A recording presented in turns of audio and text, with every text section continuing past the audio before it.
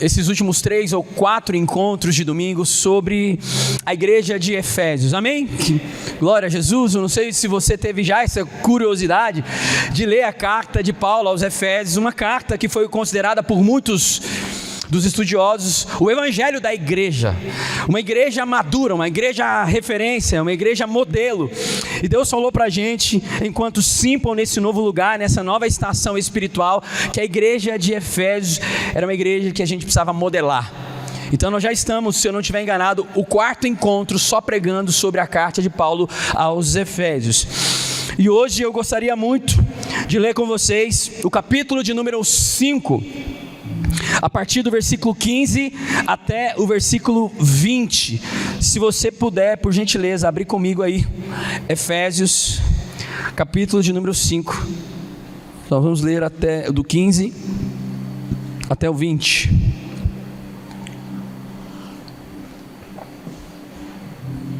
Amém. Amém, já está projetado aqui. Podemos fazer a leitura da palavra de Deus, amém? Diz assim: portanto, sejam cuidadosos em seu modo de vida, não vivam como insensatos, mas como sábios.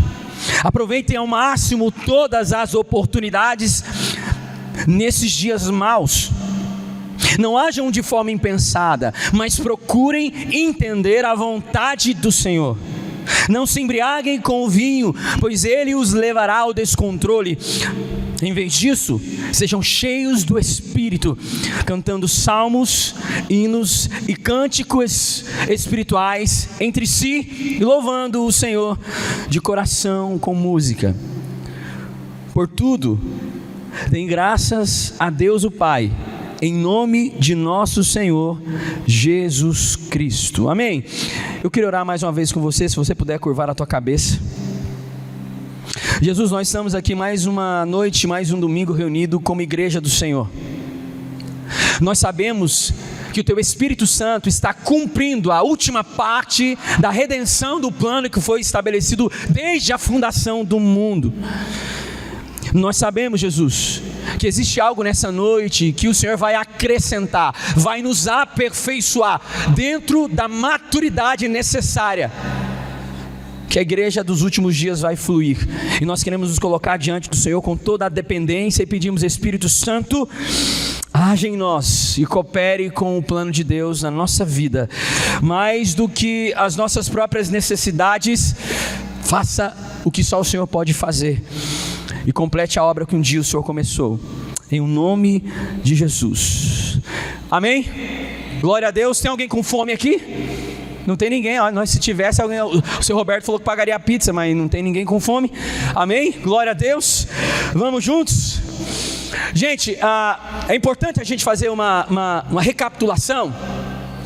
Paulo, quando escreve a sua carta, principalmente no capítulo de número 5 aos Efésios, antes mesmo de chegar aí no versículo 15 que nós acabamos de ler, você vai perceber que essa carta carrega consigo muitos mistérios da parte do Senhor, muitas coisas importantes.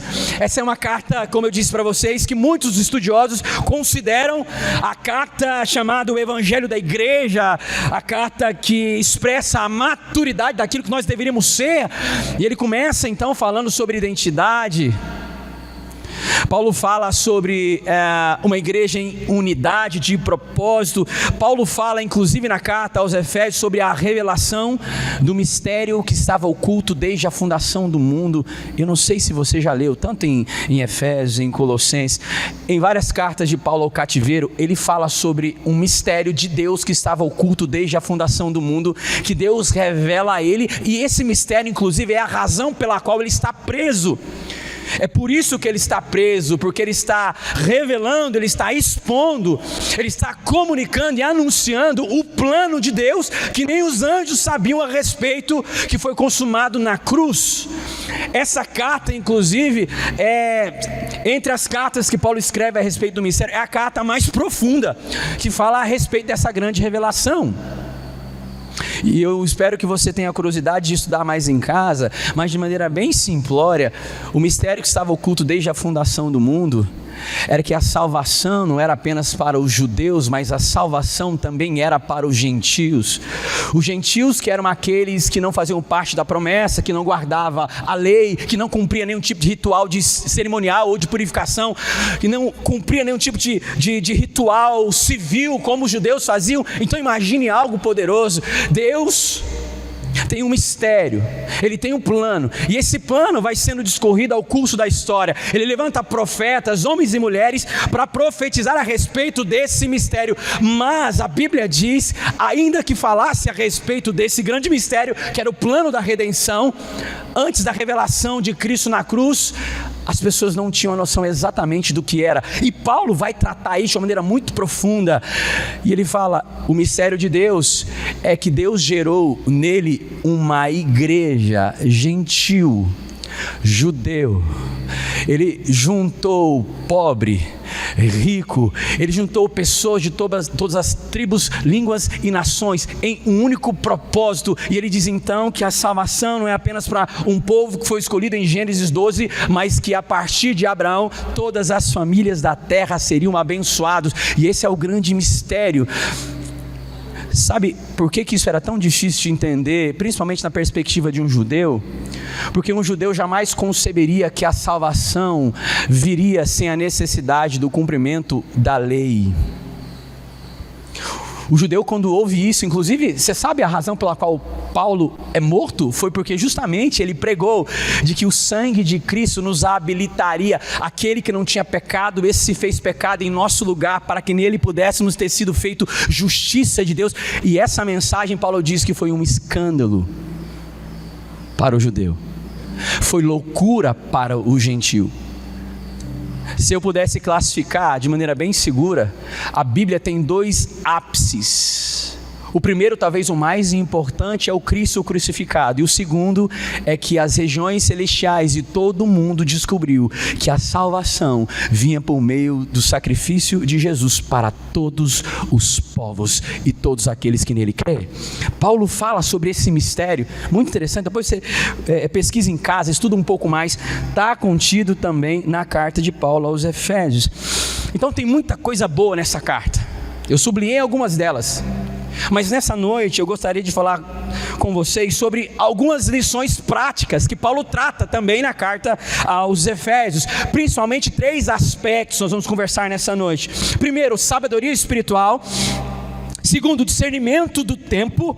E terceiro, plenitude do Espírito. Essas 3 coisas nós vamos falar porque ela está contida no trecho que nós lemos de Efésios capítulo 5, do versículo 15 até o versículo 20. Tem alguém comigo aqui? Vamos juntos? Glória a Deus. Aleluia, aleluia. Bom, quando a gente chega no versículo de número 15, a gente tem que prestar atenção que Paulo está fazendo, na verdade, ele está contrastando, ele está fazendo uma comparação entre 2 formas de existência, 2 formas de... Vou de novo. Paulo está aqui no capítulo de número 5 fazendo uma comparação, um contraste entre 2 formas de existência, ok? Ele faz uma comparação, você vai perceber uma ideia, uma dicotomia, uma separação entre 2 formas de existência. Ele fala sobre a velha humanidade e ele fala sobre a nova humanidade. Ele fala sobre as trevas e a luz, a insensatez e a sabedoria, a carne e o espírito. Entre outras palavras, Paulo também está descrevendo a maneira como a nova criação vive dentro de um mundo caído.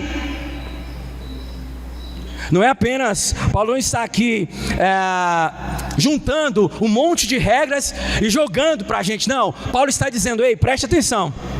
Aqui não é uma lista que você precisa fazer e cumprir para se tornar filho ou viver a partir de uma nova humanidade. Não, o que Paulo está dizendo é que existe uma nova humanidade, uma nova categoria de seres humanos que nasceram de novo, nasceram do Espírito, e por isso a consequência natural da sua vida revela a respeito desse mistério chamado a igreja. Ou seja, ainda que seja uma dicotomia, uma comparação entre 2 polos totalmente distintos, Paulo está dizendo: ei, preste atenção, aqueles que nasceram de novo, não nasceram porque cumpriram regras e se esforçaram para entrar numa nova humanidade, mas receberam a graça de Deus, e devido à graça e mediante a graça, agora frutificam de maneira natural, e essa naturalidade, essa natureza veio do alto. Quem quiser entrar ou ver o reino de Deus deve nascer do alto, nascer de novo. O diálogo de Jesus com Nicodemos. Então, uma coisa muito importante, a gente tem que traduzir a leitura ou a escrita de Paulo, é que ele não trabalha mais naquela lógica das regras para se cumprir, para se tornar alguém. Não, Paulo está falando a respeito de que agora existe uma nova criação, chamada igreja. Alguém é igreja? Levanta a mão.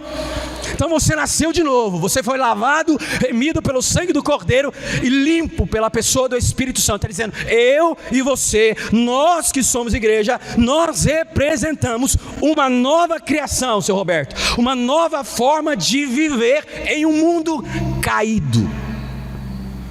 Se você quiser prestar atenção, como que Deus age, como os filhos de Deus movimentam-se enquanto estão aqui nesse mundo, preste atenção, porque eles são exatamente o oposto e a polaridade oposta de tudo aquilo que é uma vida que não parte de Deus. Então, a igreja, segundo John Stott, a igreja é a nova sociedade de Deus. O que Paulo descreve aqui é a ética de quem já foi unido a Cristo. Não é alguém tentando cumprir algo para estabelecer alguma coisa, é alguém que é o resultado disso. Isso é muito importante a título de introdução. Paulo trabalha sobre a ótica da graça, e a graça é um favor imerecido, e agora transforma tudo em nós. O que outrora era incapaz de fazermos, agora a graça faz em nós, e nós somos o resultado de uma nova sociedade.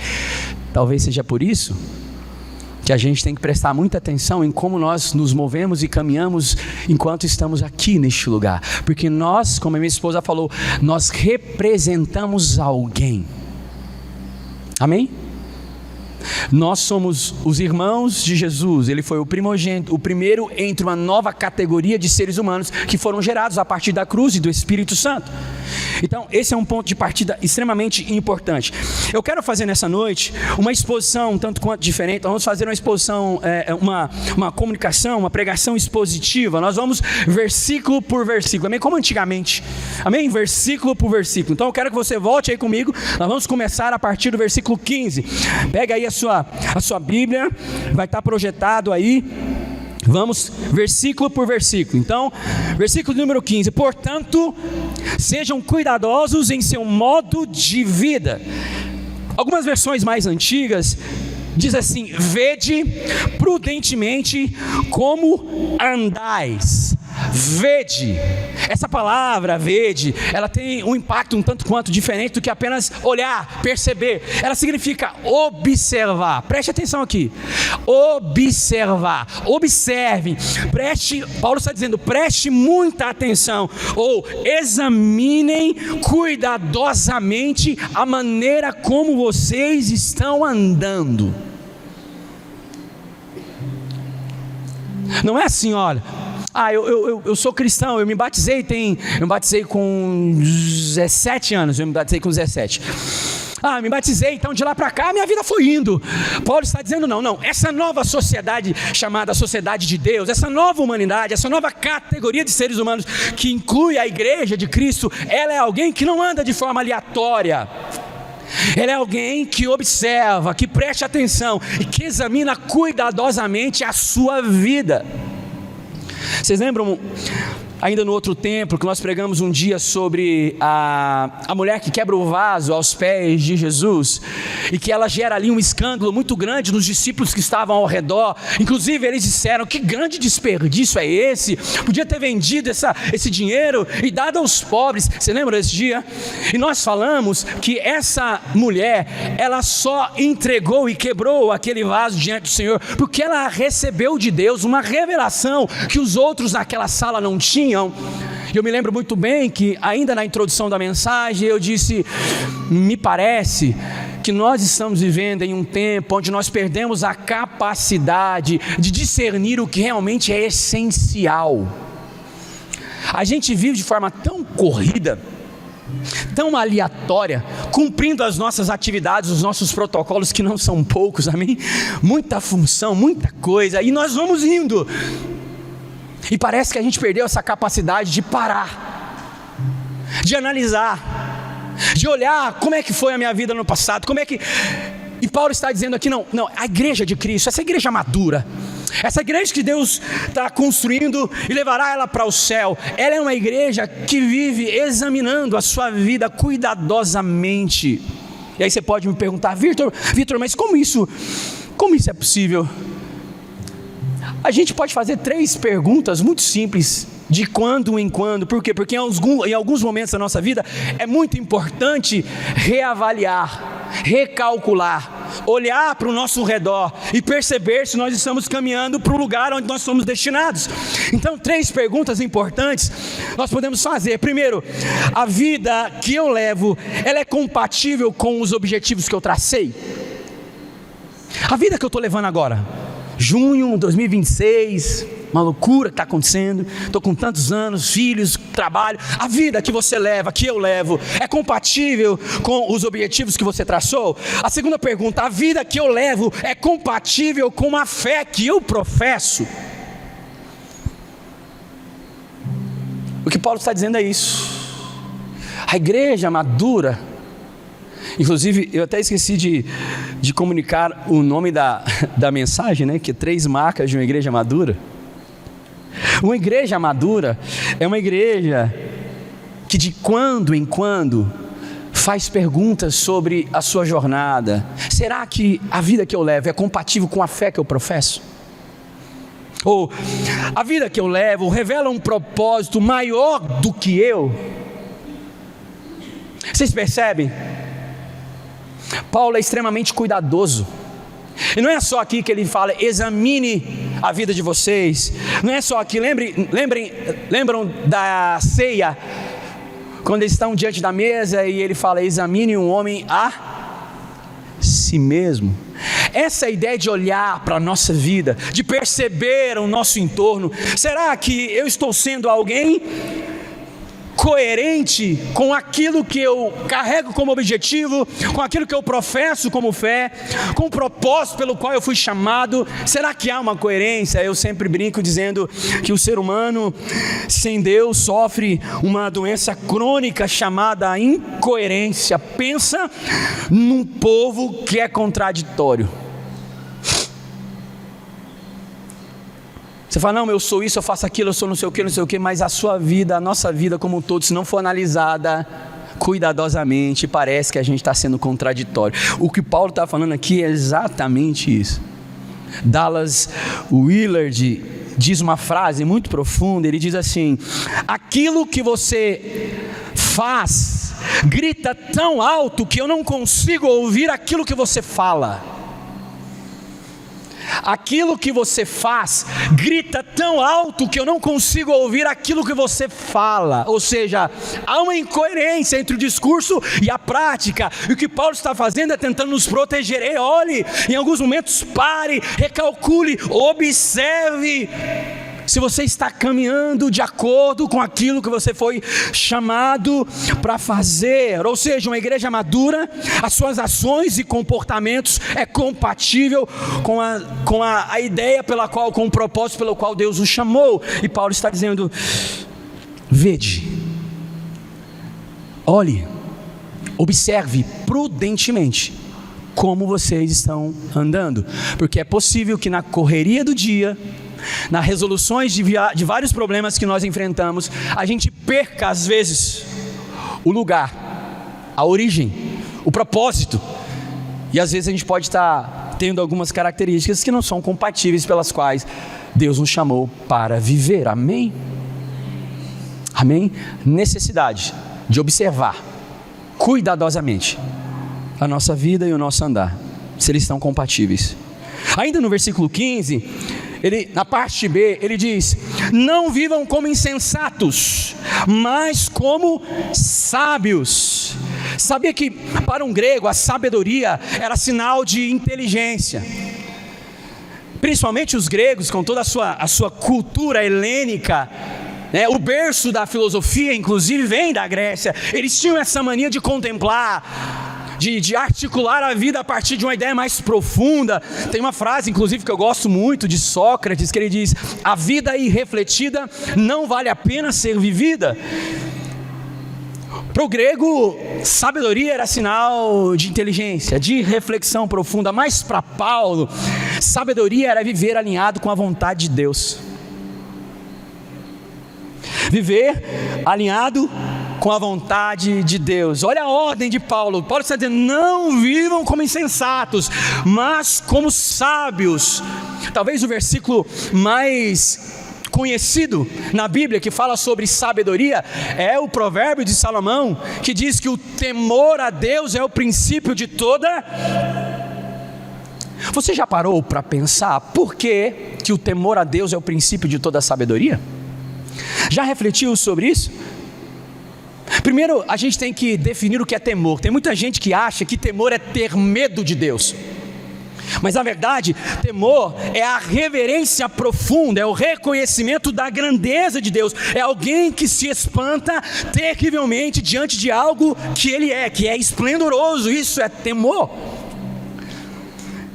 E é essa revelação, esse conhecimento, essa reverência, profunda a partir de quem Deus é que modela a nossa vida.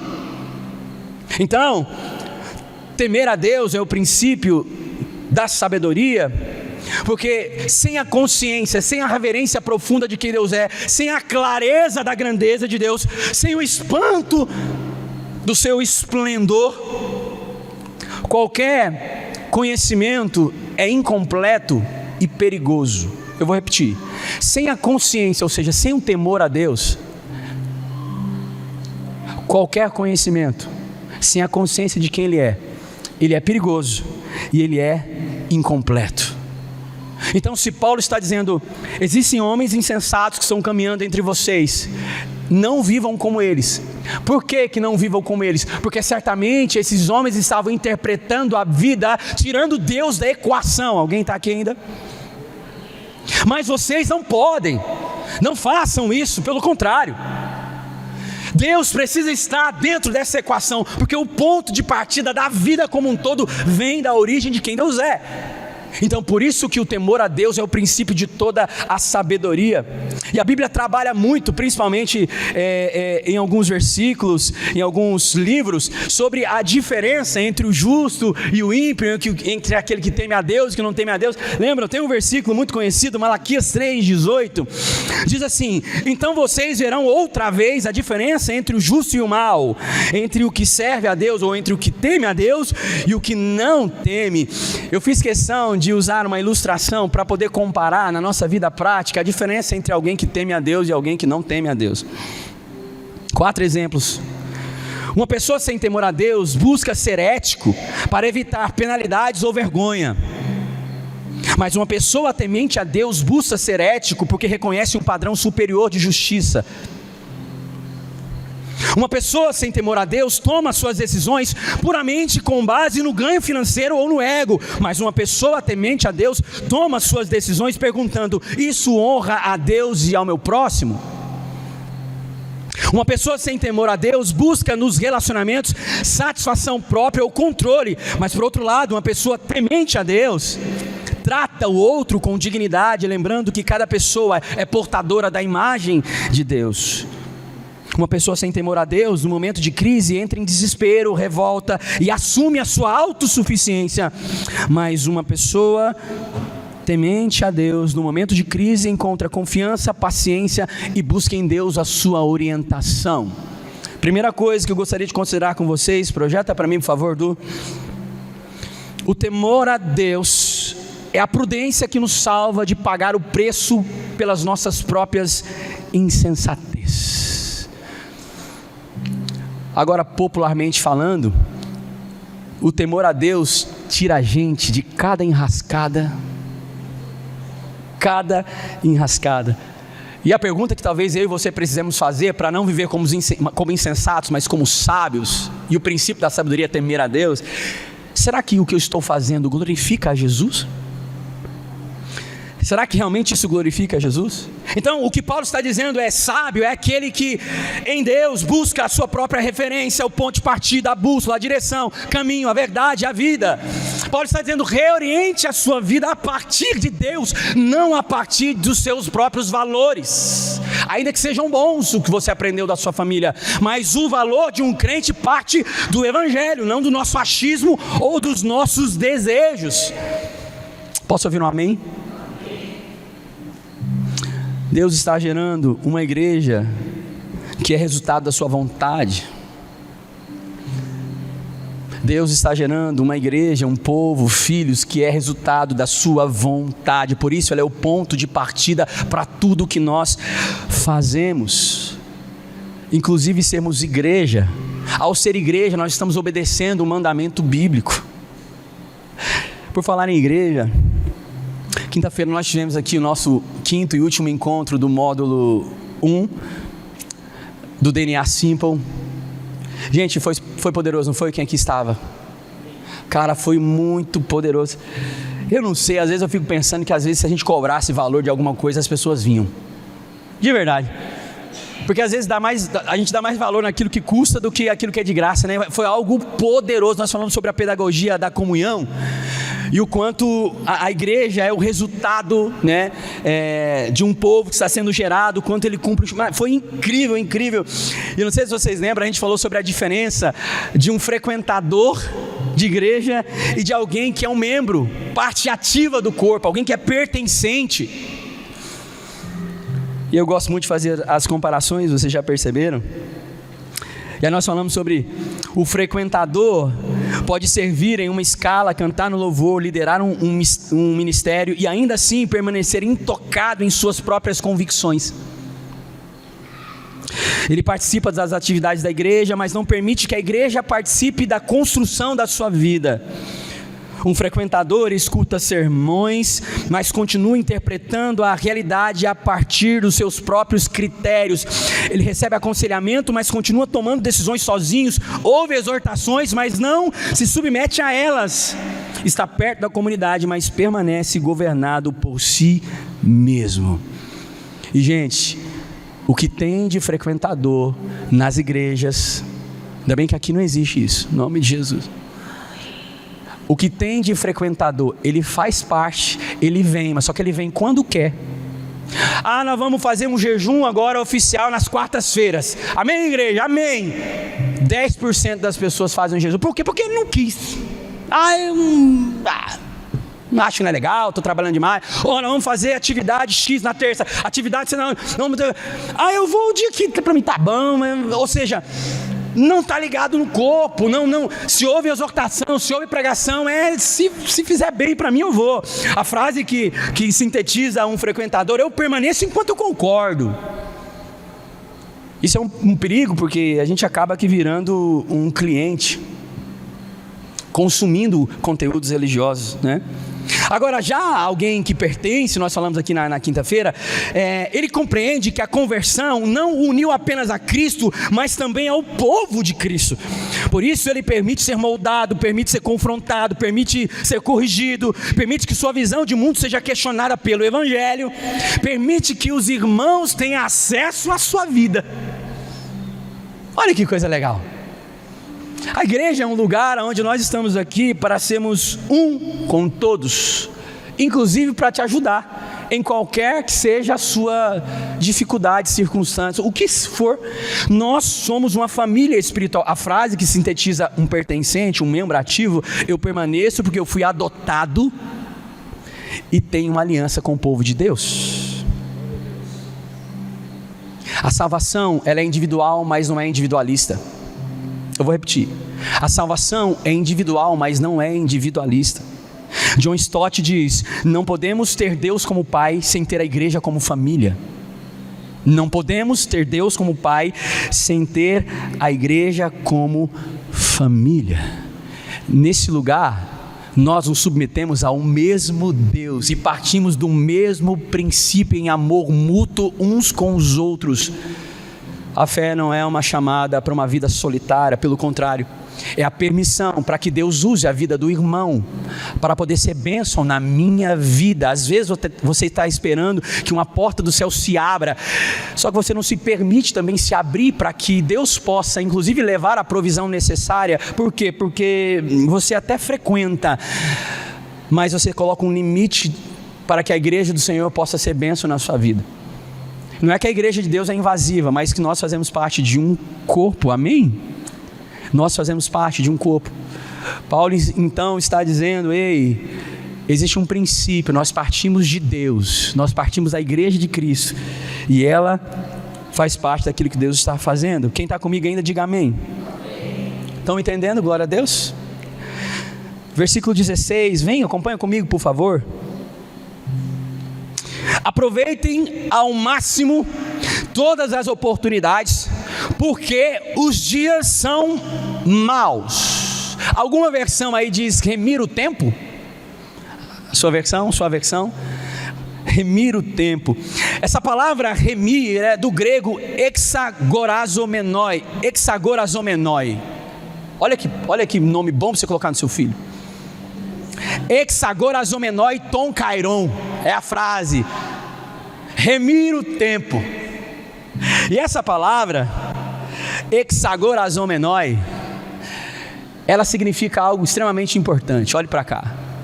Ela significa remir, né? Comprar, resgatar, adquirir algo valioso. É como alguém que vê uma oportunidade preciosa e compra imediatamente. Paulo está dizendo, remir é alguém que vê uma grande oportunidade preciosa e compra exatamente, porque é algo valioso. Paulo está dizendo, resgate o seu tempo da mão de Satanás. Por quê? Porque ele diz que esse tempo não é um tempo cronológico. A palavra aqui não é cronos, a palavra aqui é kairon, que vem de kairos. Kairos significa uma janela de oportunidade divina. Olha que coisa curiosa. Kairos é um momento oportuno, uma ocasião estratégica, uma oportunidade decisiva. Então preste atenção, quando Paulo fala aproveite ao máximo as suas oportunidades, ou rema o tempo, né? Ele não está dizendo para que você organize melhor a sua agenda, embora isso é muito importante, mas Paulo está dizendo nesse versículo, aproveite cada oportunidade espiritual que surgir. Por quê? Porque os dias são maus. Olha para cá, isso é importante. Essa questão de tempo é um negócio que a nossa geração contemporânea não sabe lidar com ele. Se tem uma geração, eu me coloco no meio, que é uma dificuldade enorme. A gente tem muitos estímulos, a gente é atarefado com muita coisa. A vida contemporânea é extremamente corrida. Nos iludiram falando que nós podemos conquistar tudo que nós queremos. Mentira! A vida contemporânea é uma corrida sem linha de chegada, nunca é o suficiente, sempre é o próximo, vamos lá, e você fica doido, você surta. Por quê? Porque é assim que o homem entende a vida. Paulo está dizendo, ei, para com isso. Está na hora de remir o tempo, está na hora de resgatar as oportunidades que Deus está dando. Existem janelas de oportunidades divinas que passam se você não souber aproveitar. É isso que ele está dizendo. Aproveite. Aproveite. Deus está agindo. E a gente tem olhado para o nosso tempo e dado ele de bandeja para um monte de coisa. E Paulo está dizendo, esse desperdício de tempo ocupado com muita coisa que não gera aquilo que Deus deseja, está contido dentro deles muitas oportunidades divinas, oportunidades ímpares. Quem está entendendo, diga amém. E sabe por que ele disse que nós devemos aproveitar e remir o tempo e resgatar o nosso tempo, ter o controle de novo para entender e discernir e compreender o tempo? Ele diz porque os dias são maus. Ele dá uma razão. Os dias são maus. E aqui Paulo não está falando apenas sobre uma maldade moral, presta atenção. Os dias são maus, sim. Paulo não está dizendo apenas sobre uma maldade moral que está contido nesses dias ou nesse tempo, mas ele está dizendo de certa forma que nós vivemos em uma era marcada pela queda. Preste atenção. Paulo está dizendo, os dias são maus porque nós vivemos em uma era marcada pela queda. Sabe o que isso significa? Essa vida aqui não é o paraíso não, gente. Paulo está dizendo, essa vida não é o paraíso. Essa vida é marcada por corrupção. Ela é deteriorada. Essa vida tem muita coisa maligna, maldosa. Ela não é o desejo último de Deus. O desejo último de Deus fala sobre uma promessa superior. Então imagine, os dias já são maus, é marcado por uma queda. Há uma evidência de que isso aqui não é a bênção total e completa de Deus. Ele diz, então é por isso que vocês devem aproveitar o tempo, porque é muita coisa ruim que a gente já passa, é muito desafio que a gente vive, é muita cilada. Às vezes é questões internas, às vezes é o Satanás fazendo muita coisa lá de fora, é uma pressão, é uma guerra, e a gente está aí dando o nosso tempo de bandeja para muita coisa. Ele fala, Deus tem janelas de oportunidades, um tempo chamado Kairos para mudar o curso da sua vida, mas aproveite e saiba discernir essas janelas, porque pode passar. Às vezes pode ser que nós não conseguimos viver muitas coisas na nossa vida porque a gente passou distraído sobre as janelas de oportunidades espirituais que foram nos dadas. Chaves que Deus entregou na nossa vida, na nossa casa, na nossa família, passou e a gente não viu. E ele diz, gente, os dias são difíceis. Isso aqui não é o paraíso. Ainda se você em Deus consegue descansar e ter alegria no Senhor, louvado seja o nome do Senhor, porque alguém sem Deus vai passar por essa vida e não vai fazer sentido nenhum.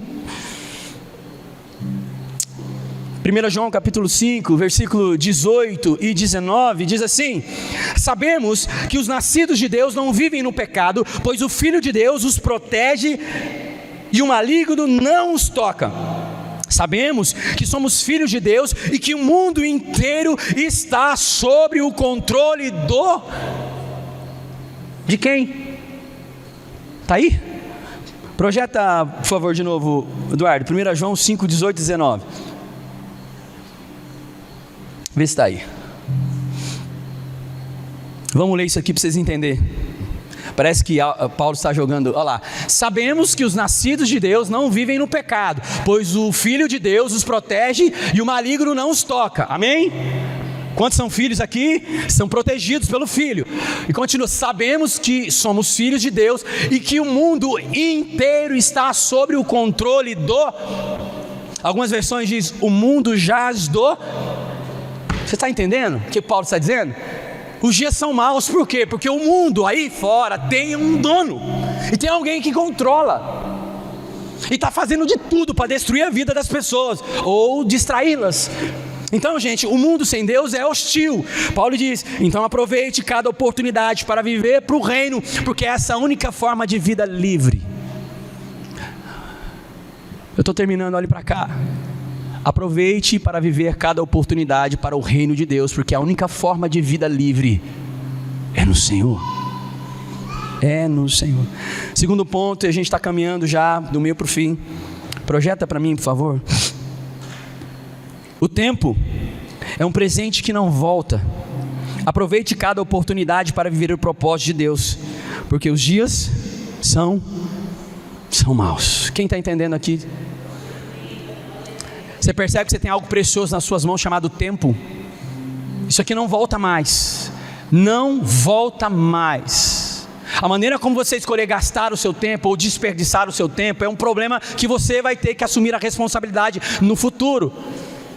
Paulo diz, existe uma oportunidade preciosa, não jogue fora. Não jogue fora. E eu sei que talvez o Espírito Santo deve estar ministrando ao teu coração sobre algumas coisas. Estava conversando hoje com a minha esposa. A Luísa está chegando a 1 ano e 11 meses. E aquela fase da adolescência da criança, então, meu Deus, aquela bagunça, às vezes você fala uma coisa, ela não entende, mas também é uma fase incrível. Ela vai dormir toda noite, aí eu sempre durmo mais tarde do que ela, a mãe dela, aí ela vem onde é que eu estou, papai, boa noite, me dá um beijo, um abraço, te amo. Gente do céu, se pedir dinheiro eu dou na hora, não tem como. Eu olho para a Luísa e eu vejo a janela de oportunidade que Deus está me dando, cara. Detalhes preciosos que se eu fechar os olhos eu não vou ter mais. Um tempo de qualidade com a sua família. Às vezes parar de gastar o seu tempo dando ouvido para setas de Satanás, para remorsos, para amarguras, para problemas de outras pessoas. Sabe? Porque fulano falou um negócio, não sei do que, eu fiquei uma semana consumindo amargura dentro de mim, aquele negócio gerou um sintoma terrível, e eu estou aqui validando e alimentando a minha tragédia. Não, gente, problemas emocionais já fazem parte da nossa história. Imagina você trazer para a sua vida o que não valeria a pena. Está envelhecendo, viu? Vai envelhecer, problema envelhece, e o tempo está passando. Tivemos agora no lar dos idosos, chama Sossego, né? Lar dos idosos. Nossa, por um lado a gente fica feliz porque pelo menos aqueles velhinhos têm um lugar para passar o final da sua jornada, mas por outro lado, gente, corta o coração. O Eliel, que é o responsável pela clínica, diz que 90% da família dos idosos não aparecem para visitá-los.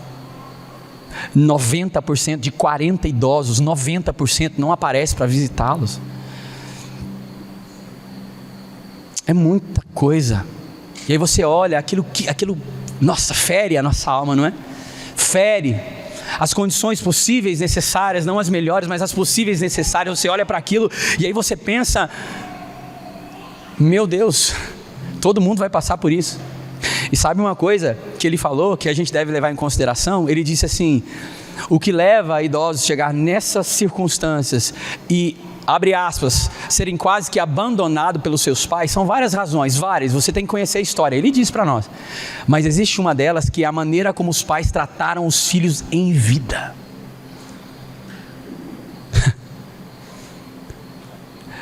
Ele diz, tem muitos idosos, homens e mulheres aqui, que foram péssimos pais, e destruíram muita coisa na vida dos filhos, que não criaram ligação e elo. O que acontece no final da vida? Não tem intimidade suficiente. Então eu pago para alguém cuidar, pelo menos eu livro a minha consciência de culpa. Por quê? Porque não houve construção, o tempo passou. Vocês percebem? A moeda mais preciosa do nosso dia chama-se tempo. Tempo. Nós saímos de casa 3:30 da tarde, a gente vem no carro glorificando a Deus, porque nós temos gastado o nosso tempo para fazer a obra do Senhor.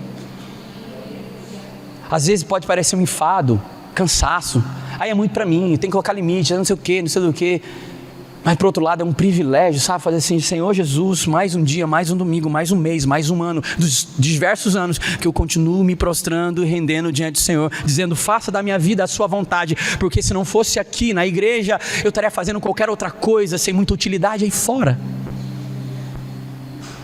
Aleluia. Tempo, a moeda mais preciosa que Deus colocou nas suas mãos. Eu sei que, inclusive, o tempo está passando e a gente tem que concluir. Versículo 17 e 18 do capítulo de número 5. Diz assim, não hajam de forma impensada, mas procurem entender a vontade do Senhor. Não se embriaguem com vinho, pois ele os levará ao descontrole. Em vez disso, sejam cheios do Espírito. Em vez disso, sejam cheios do Espírito. Posso ouvir um amém? Gente, a gente tem que prestar atenção aqui que Paulo, ele não está apenas denunciando a vida dissoluta, a vida desregrada, descontrolada. Inclusive essa mesma palavra no original é usada para a parábola do filho pródigo, lembra? Ele pega toda a sua herança e gasta demasiadamente, descontroladamente. Paulo está dizendo, não apenas denunciando sobre esse gasto descontrolado, mas Paulo também está dizendo que essa embriaguez, ela despersonaliza. E aqui a gente pode trocar a palavra embriaguez com qualquer outra coisa também. Não precisa ser apenas embriaguez de bebidas alcoólicas ou alguma coisa, mas tudo aquilo que você perde o controle e que ganha um status muito maior do que você tem a capacidade de administrar. Qualquer coisa. Mas além de Paulo denunciar essa vida dissoluta, desregrada, sem limites, Paulo está falando que por trás dessa demasiada vida desequilibrada, existe um sintoma. Olha aqui, por trás dessa vida descontrolada e desregrada, tem um sintoma, tem uma dor e provavelmente tem um pecado.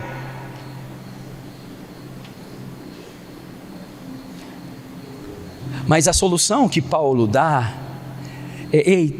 tem um jeito mais eficaz de você suprir essa falta, essa dor, esse pecado, essa carência. E que jeito é esse? Seja cheio do Espírito. Seja cheio do Espírito. Esse vazio, essa angústia, isso que te faz perder a linha e o controle, tem uma solução. Dê a sua vida ao Espírito e busque profundamente ser cheio da presença do Espírito, porque Ele supre esse excesso e essa falta, te enchendo de graça, de liberdade, de amor, de compaixão.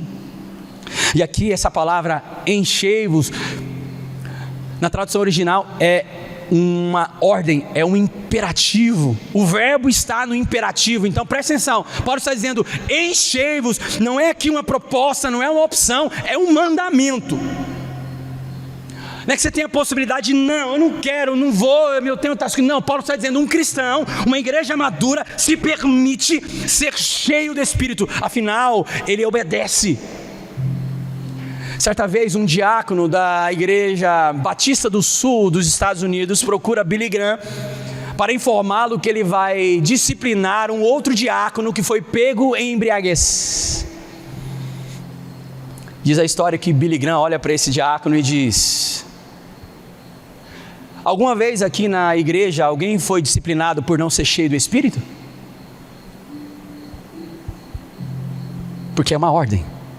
A gente presta mais atenção no pecado e no erro do que a ordem que foi desobedecida.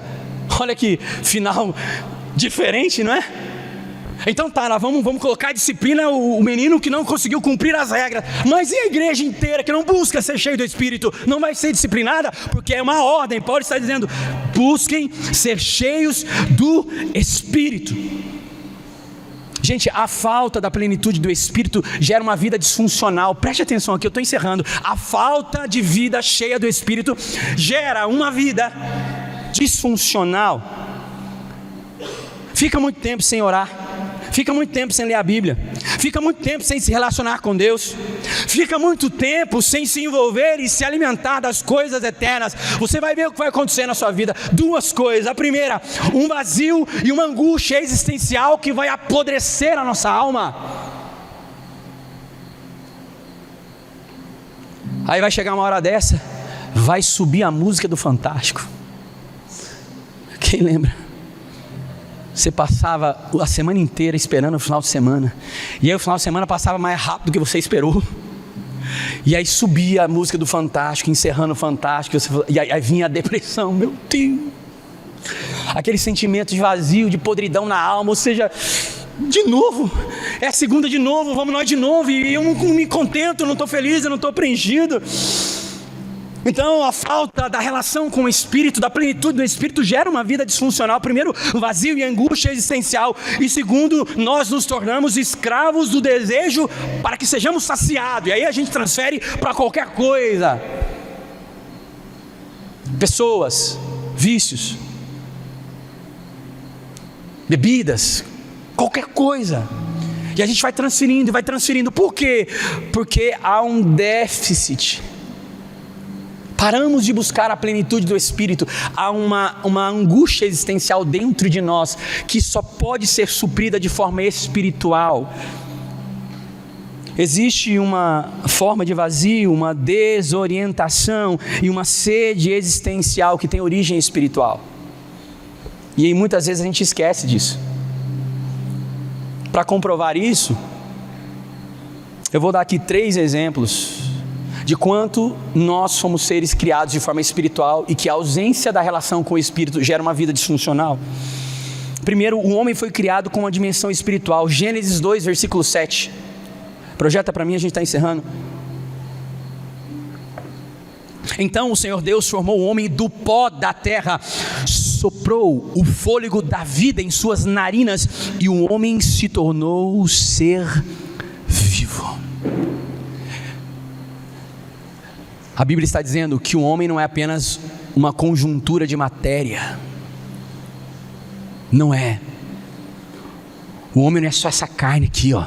Não é só isso aqui. O homem não é só esse ser faltante, sedento, esse ser com vontade de comer. Não, o homem não é só isso. Ele é mais do que a matéria. Gênesis está dizendo que a vida do homem procede de quem? De Deus. Houve um... Eita.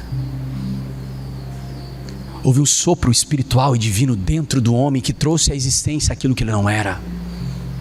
Então não tem como a gente tentar se esquivar da vida espiritual e da plenitude do Espírito, porque a conta não vai fechar, vai faltar e vai sobrar angústia e vazio na nossa jornada. O homem possui uma abertura para o transcendente, amém? O homem possui uma abertura para o transcendente. Segunda coisa, há um anseio por eternidade dentro do homem. Eclesiastes capítulo 3, versículo 11, projeta para mim por favor. E no entanto, Deus fez tudo apropriado para o seu devido tempo. Ele colocou um senso de eternidade no coração humano. Olha que coisa incrível. Ele colocou um senso de eternidade no coração do homem, mas mesmo assim ninguém é capaz de entender toda a obra de Deus do começo ao fim. A expressão eternidade no coração sugere que existe dentro do ser humano uma percepção de que há algo além do mundo material. O comentarista bíblico Derek Kidner afirma que o homem possui uma consciência de que foi feito para algo maior do que o tempo presente, mas não consegue compreender isso completamente sem Deus. Quem está entendendo, diga amém. Paulo está dizendo: seja intencionalmente cheio do Espírito. Terceira coisa, a gente está encerrando de fato. A alma humana tem sede de Deus. Salmo 42, versículo 1 e versículo 2. Como a corça anseia pelas correntes de água, assim a minha alma anseia por ti, ó Deus. Tenho sede de Deus, do Deus vivo. Você percebe que aqui o salmista não está dizendo eu tenho sede de bênção, tenho sede de provisão. Ele está dizendo eu tenho sede de Deus, do Deus vivo. A minha alma é suprida na presença do Deus vivo. Não é apenas quando a minha despensa está cheia, as minhas contas estão pagas e a minha família não tem enfermidade. A minha alma só encontra sentido e propósito quando eu estou plenamente cheio de Deus. A sede é pelo próprio Deus e o Espírito Santo é quem sacia essa sede interior. Sejam cheios do Espírito. Existem carências no coração do homem que nenhum relacionamento, nenhuma conquista e nenhum sonho pode suprir. Terceira consideração, a gente vai levantar para orar. Projeta para mim, por favor. Existem carências que não nascem da falta de algo, mas da ausência de alguém. E esse alguém chama-se Espírito Santo. 3. Existem carências que não nasce da falta de algo, mas da ausência de alguém, e esse alguém chama-se Espírito Santo. Nós falamos sobre